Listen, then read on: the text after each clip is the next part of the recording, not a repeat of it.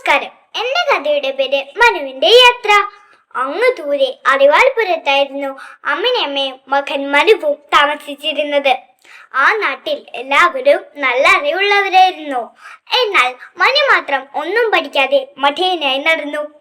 അമ്മ അവനെ തല്ലിയും തലോടിയും നോക്കി.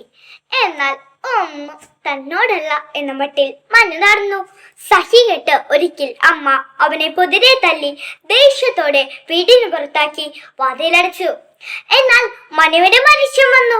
പുസ്തകസഞ്ചി വലിച്ചെറിഞ്ഞ് അവൻ ദൂരേക്ക് നടന്നു. കുറെ ദൂരം നടന്ന് തളർന്ന് മനു ഒരു മരത്തിന് ചുവട്ടിൽ വിശ്രമിക്കാനിരുന്നു. അപ്പോഴാണ് തന്റെ അരികിൽ ഭംഗിയുള്ള ഒരു കടലാസപ്പെട്ടി കണ്ടത്. അവൻ അതെടുത്ത് യാത്ര തുടർന്നു. നേരം ഇരട്ടിയപ്പോൾ അവൻ ഒരു കാടിനരികിലെത്തി.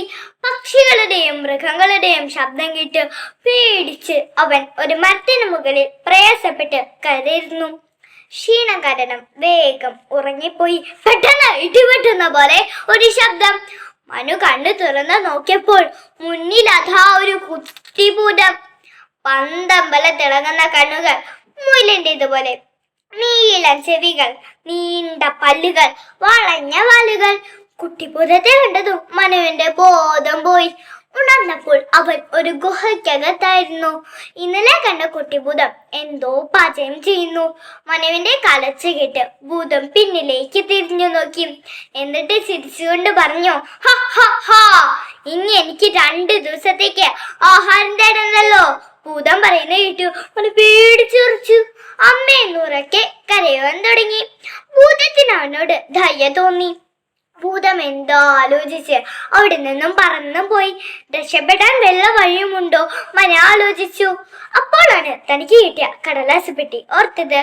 അവനതെടുത്ത് തുറന്നു നോക്കി. നിറയെ കഥകളും പാട്ടുകളും നിറഞ്ഞ ഒരു പുസ്തകം. മനു അതെടുത്ത് മറിച്ചു നോക്കി. അപ്പോൾ കയ്യിൽ നിറയെ പഴങ്ങളുമായി കുട്ടിഭൂതം തിരികെ എത്തി. മനോദാർത്തിയോടെ എല്ലാം കഴിച്ചു. മനു ആലോചിച്ചു, ഈ ഭൂതം ഒരു പാവമാണല്ലോ.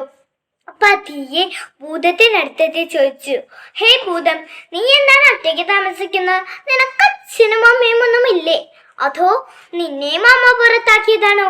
അമ്മ എന്ന് കേട്ടതും പന്തം പോലുള്ള ഭൂതത്തിന്റെ കണ്ണുകൾ നിറഞ്ഞു തുടങ്ങി. ഭൂതം തന്റെ കഥ പറഞ്ഞു. എൻ്റെ അമ്മയ്ക്ക് അറിവ് നേടുവാൻ വളരെ ഇഷ്ടമായിരുന്നു. ഒരിക്കലൊരു മനുഷ്യനിൽ നിന്ന് അമ്മ കഥകളും പാട്ടുകളും പഠിച്ചു. എനിക്ക് വേണ്ടി അമ്മ പാട്ടുപാടുകയായിരുന്നു. ഇത് കേട്ടെത്തിയ ഒരു മന്ത്രവാദി എൻ്റെ അമ്മയെ അടിമയാക്കി. അമ്മ എന്ന് വിളിച്ചു കരഞ്ഞ എന്നെ നോക്കി അയാൾ പറഞ്ഞു, അമ്മയേക്കാൾ നന്നായി നീ കഥയും പാട്ടും ചൊല്ലിയാൽ ഞാൻ നിനക്ക് നിന്റെ അമ്മയെ തിരികെ തരാം. അതും പറഞ്ഞ് മന്ത്രവാദി എൻ്റെ അമ്മയെ കൊണ്ടുപോയി. അന്നു മുതൽ ഞാൻ കഥയും പാട്ടും പഠിക്കാനുള്ള ശ്രമത്തിലാണ്. ഹേയ്, നീയും ഒരു മനുഷ്യനല്ലേ? നീ എനിക്ക് കഥയും പാട്ടും പഠിപ്പിച്ചെന്നാൽ നിന്നെയും ഞാൻ വെറുതെ വിട്ടേക്കാം. മനു മനസ്സിൽ പറഞ്ഞു, ഇവനെ ഞാൻ കഥയും പാട്ടും പഠിപ്പിച്ചില്ലെങ്കിൽ ഇവൻ എന്നെ ചുട്ടു തിന്നും. അപ്പോഴാണ് തനിക്ക് കിട്ടിയ പുസ്തകം ഓർത്തത്. അവൻ അതെടുത്ത് വായിക്കുവാൻ തുടങ്ങി. ഓ ഡി ഡ ത് തപ്പിയും തടഞ്ഞുമുള്ള മനന്റെ വാനയിട്ട് ഭൂതത്തിന് ദേഷ്യം വന്നു. ഭൂതം അലറിക്കൊണ്ട് പറഞ്ഞു, ഇവനൊരു അക്ഷരം അറിയില്ല, ഇവനെ ഞാൻ ചുട്ടു തിന്നുന്നതാ നല്ലത്. ഭൂതം പറയുന്ന കേട്ടു മനു പറഞ്ഞു, എനിക്ക് കുറച്ച് ദിവസം തരൂ, അതിനുള്ളിൽ ഞാൻ പഠിക്കാം.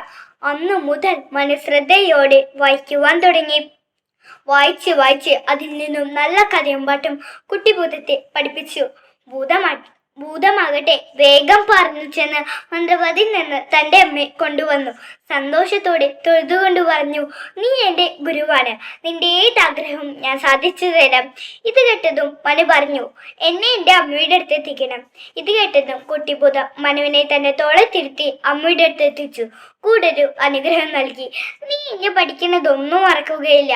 അറിവാൾപുരത്തെ ഏറ്റവും നല്ല അറിവുള്ളവനെ നീ അറിയപ്പെടും. ഈ കഥയിൽ നിന്നും നമുക്ക് എന്ത് മനസ്സിലാക്കാം? അറിവ് പകരുന്നവൻ ഗുരുവാണ്. ഗുരുവിനെ നാം എന്നും ആദരിക്കണം. നന്ദി.